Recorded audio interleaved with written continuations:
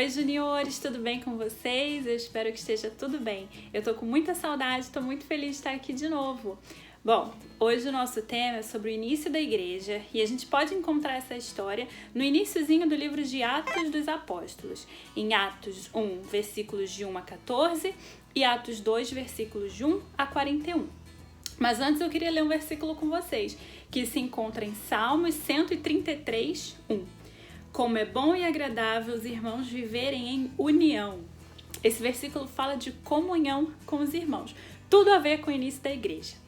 Bom, quando a gente vai assistir algum filme, alguma coisa, a gente vai no cinema ou tá em casa com a família, a gente fica até o final para saber o final da história, não é? Saber como é que a história se seguiu, como é que a história continuou. E é assim também com a história de Jesus. A gente sabe que Jesus veio, nasceu em Belém, numa estrebaria. A gente sabe que ele cresceu, foi obediente aos pais. A gente sabe que ele fez muitos milagres e que ele morreu na cruz para salvar a gente. A gente também sabe que ele subiu aos céus. Ele ficou 40 dias aqui, apareceu para várias pessoas, para os discípulos e subiu aos céus de novo.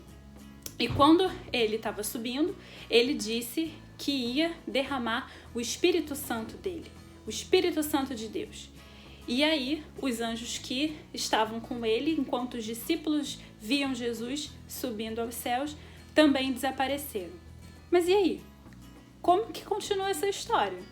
Bom, essa é a história do início da igreja. A Bíblia fala que no dia da festa chamada Pentecostes, que era 50 dias exatamente depois da festa da Páscoa, os discípulos estavam reunidos, os judeus também, os judeus piedosos estavam reunidos em Jerusalém. E eles estavam lá e havia pessoas de várias nações do mundo. E aí, num determinado momento, todo mundo escutou um barulho como se fosse um vento muito forte. Um vento muito, muito forte. E eles viram línguas de fogo que pararam em cima da cabeça de cada pessoa que estava ali. E a Bíblia fala que eles foram cheios do Espírito Santo, assim como a promessa de Jesus, que falou que não ia deixar eles órfãos, mas que o Espírito Santo de Deus iria vir. E o que aconteceu depois disso? Depois que eles ficaram cheios do Espírito Santo, como a promessa de Jesus, eles passaram a falar em várias línguas, de forma que as pessoas que estavam ali, de várias nações, entendiam o que eles estavam falando. Eles falavam, imagina, eles falarem um idioma e as pessoas entenderem em grego, em inglês, em italiano, em alemão. Olha que difícil! Mas foi exatamente isso que aconteceu. E a Bíblia fala que as outras pessoas olhavam assim e pensavam, mas esses todos que estão falando não são galileus? Ou seja, não falam uma determinada língua? Como é que a gente está entendendo em outra língua? Essa é a história do início da igreja, da vinda do Espírito Santo no dia de Pentecostes. E nesse dia, como os discípulos estavam falando em línguas diferentes e cada um entendia na sua própria língua, as pessoas acharam que eles podiam estar bêbados. Olha só que ideia! Mas era cedo da manhã. Então Pedro se levantou e explicou tudo o que estava acontecendo, a forma como Jesus tinha vindo e o que estava acontecendo ali para as pessoas. E eles, todo mundo escutando atentamente o porquê dos discípulos não estarem bêbados, mas o que estava acontecendo ali. Algumas pessoas ficaram bem tristes e angustiadas e perguntaram para Pedro: nossa, mas o que a gente faz agora? O que a gente vai fazer?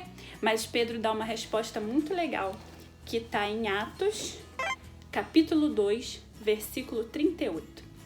Pedro então lhes respondeu: arrependei-vos e cada um de vós seja batizado em nome de Jesus Cristo para o perdão de vossos pecados e recebereis o dom do Espírito Santo.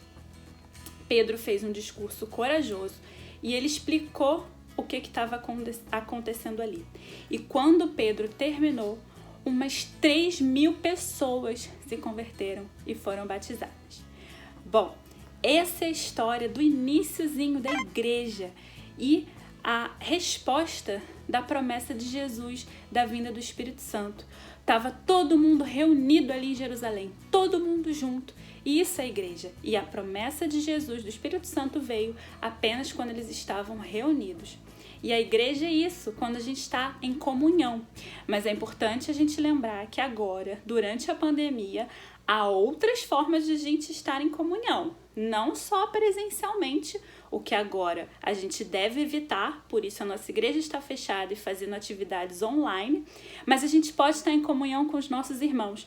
É maravilhoso ir até a igreja, até o templo, mas a igreja somos nós reunidos, com os nossos corações reunidos aonde quer que a gente esteja. Então se proteja nesse período de pandemia, evite sair de casa, mas ore com os seus irmãos, liga para alguém, manda uma mensagem, faz uma oração, manda um e-mail. As pessoas não mandam mais e-mail hoje em dia, né? Mas tenta falar com alguém pelo WhatsApp, tenta ser igreja e continuar em comunhão nesse tempo. Um beijão para vocês, que Deus abençoe todo mundo.